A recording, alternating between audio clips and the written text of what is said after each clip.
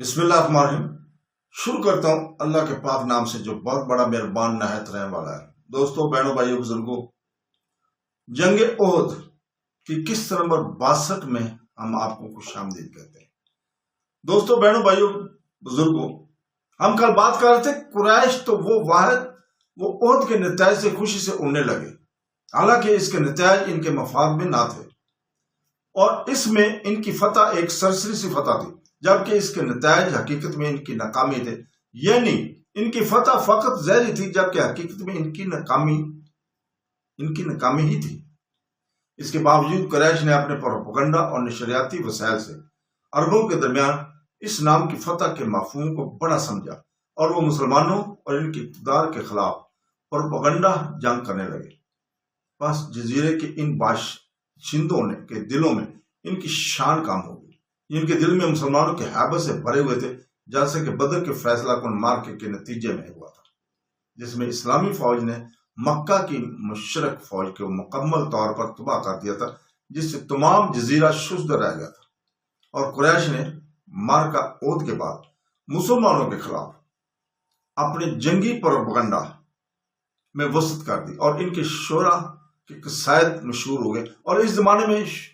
شعر اطلاعات کا اہم وسیلہ تھا، اور وہ اس فتح کو جو معرکہ احد میں انہیں حاصل ہوئی بڑھا چڑھا کر بیان کرنے لگے، اور مسلمانوں کو ڈرانے دھمکانے لگے، اور ان کی عسکری قیمت کو گرانے لگے، جس کا یہ اثر ہوا کہ عرب کے قبائل مسلمانوں کو بہت ہیچ سمجھنے لگے، اور مدینہ میں انہیں ضرب لگانے کی تیاری کرنے لگے۔ علاوہ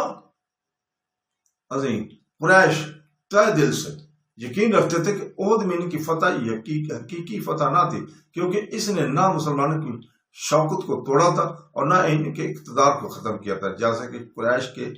اس حملے کا مقصد تھا جو اس نے احد میں کیا تھا۔ اس لیے قریش احد سے واپسی پر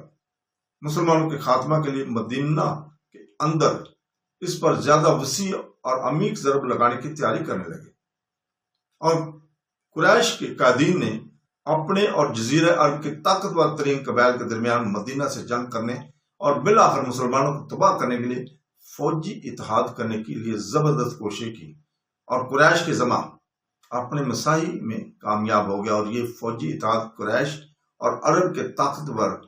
ترین قبائل خصوصاً قبائل نجد کے درمیان مکمل ہو گیا، اور یہ عظیم فوجی اتحاد ابو سفیان بن حرب کی کمان میں 10,000 جان بازوں کے ساتھ مسلمانوں کو تباہ کرنے کے لیے مدینہ کی طرف بڑھا، اور یہ غزوہ خندق یا غزوہ احزاب میں ہوا۔ حضور پاک صلی اللہ علیہ وسلم اس طرح مسلمانوں نے احد کی مصیبت کے بعد اپنے آپ کو داخلی اور خارجی مشکلات کے زلزلے کے وسط میں پایا، اور مسلمانوں نے رسول پاک صلی اللہ علیہ وسلم کی ہجرت سے مدینہ کو اپنے جدید نظام کا مضبوط صدر مقام اور اپنی نوخیز دعوت کا راستہ بنا لیا تھا، لیکن احد میں ان کی فوجی شکستیں اس صدر مقام کو داخلی اور خارجی طور پر خطرات سے گھرا ہوا بنا دیا تھا، اور بدوؤں نے مدینہ پر غارت گری کرنے کا ارادہ کر کے ان پر جرأت کی، اور منافقین اور یہود مدینہ کے اندر مسلمانوں کو پریشان کرنے کا مصدر بن گئے، اور مسلمانوں کے ان کے سین کے وسط میں قاتلانہ ضرب لگانے کے لیے تیاری کرنے لگے تھے۔ اس طرح معرکہ احد کے بعد اس مصیبت کے نتیجہ میں جو مسلمانوں کو اس غزوہ میں پہنچی، مصائب نے اثر نو مسلمانوں کے خلاف باہم عہد و پیمان کر لیا،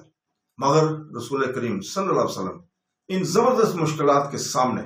نا امیدی کے شکار نہ ہوئے، اور معرکہ احد میں آپ کی فوج کو جو مصیبت پہنچی، اس کے بوجھ نے اس کے بازو کو کمزور نہیں کیا، بلکہ انہوں نے حضور پاک صلی اللہ علیہ وسلم کی رہنمائی اور سلار کی تجربہ کاری اور شجاع کی بیدار مغزی کے ساتھ صریح اور فیصلہ کن فوجی کارروائی کرنے میں جلدی کی، جو انتہائی کامیاب تھی، جن میں اس نے نظام کو دوبارہ قائم کیا اور مسلمانوں کی ہیبت کو واپس لائی، اور اپنے عظیم صدر مقام مدینہ کو امن دیا، اور مدینہ پر حملہ کرنے کے لیے تیار بدوؤں کو کی تعدیب اور ان کے گھروں میں انہیں ضرب لگانے کے لیے رسول پاک صلی اللہ علیہ وسلم نے سرحد سے کام لیا، جلدی سے کام لیا، ان کی طرف تیز فوجی دستے بھیجے، جنہوں نے مدینہ کی طرف مارچ کرنے سے قبل ان کے گھروں میں ان پر حملہ کر دیا اور ان کی جمعیت کو پریشان کر دیا اور ان کی شوکت کو توڑ دیا اور ان کے دلوں کو خوف اور رعب سے بھر دیا۔ جن یہودیوں نے معرکہ احد کے بعد پریشانیاں پیدا کی اور مسلمانوں کے خلاف سازشوں کے خاکے تیار کرنے میں جلدی کی، آپ نے ان آگاہی حاصل کی اور مدینہ کو ان کے گند سے پاک کر دیا، اس طرح